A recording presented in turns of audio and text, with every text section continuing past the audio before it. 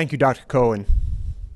As you can see, North Carolina's approach is grounded firmly in the data, the science, and the facts.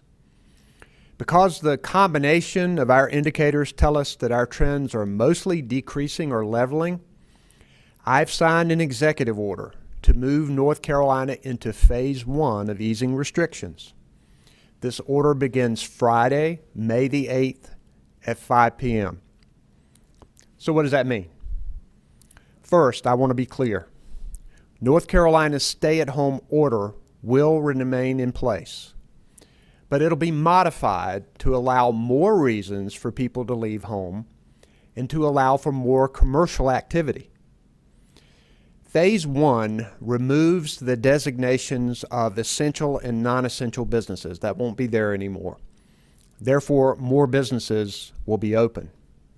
Retail stores now will be allowed to increase to 50% capacity as long as they can implement social distancing and frequent cleaning.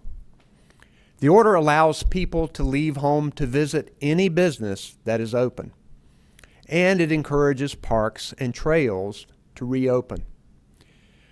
The businesses that were specifically closed in the order we're under right now will remain closed in phase 1. And these are businesses like personal care, such as salons or barbers, and entertainment venues like theaters, bars, gyms, pools, and playgrounds. Restaurants will continue to be open for takeout or delivery only and closed to in-room dining. These are businesses where social distancing is difficult, and they will have the opportunity to open and do more in phase 2 when we get there. Gatherings. We've heard a lot about public gatherings. Gatherings in this order are still limited to 10 people, but people will be able to socialize with friends as long as they're outdoors and they are socially distant. In phase 1, people are still encouraged to telework when possible. And as certain businesses come back online, we know that the need for childcare will increase. And phase 1 will allow childcare centers to re-enroll children whose parents are back at work or are looking for work, as long as the centers follow strict cleaning requirements. We are paying attention to First Amendment rights, such as protesting and worship services. Under this order, these activities are allowed outdoors with more than 10 people as long as there is social distancing. There is still significant concern about gatherings of more than 10 people indoors, particularly where people are standing or sitting near each other for more than 10 minutes. The chances for spreading the virus are significantly greater in these circumstances. Phase 1 in North Carolina is a careful and deliberate next step. We have flattened the curve, but we hadn't eliminated COVID-19. We'll continue the stay-at-home order because it's still best for people to stay at home, especially those with underlying health conditions. And when people do leave home, we want folks to remember the 3 W's: wear a face covering, wait 6 feet apart from other people, and wash your hands. Cloth face coverings like we wear here in the EOC, the Emergency Operations Center, can be simple and homemade. The main purpose of a face covering is to protect other people in case you have COVID-19 and just don't know it yet.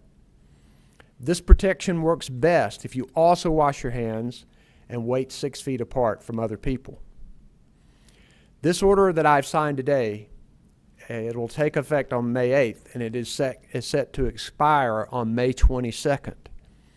But if our indicators are not in the right place, we'll extend phase 1 longer than 2 weeks. We are easing restrictions in a data-driven way.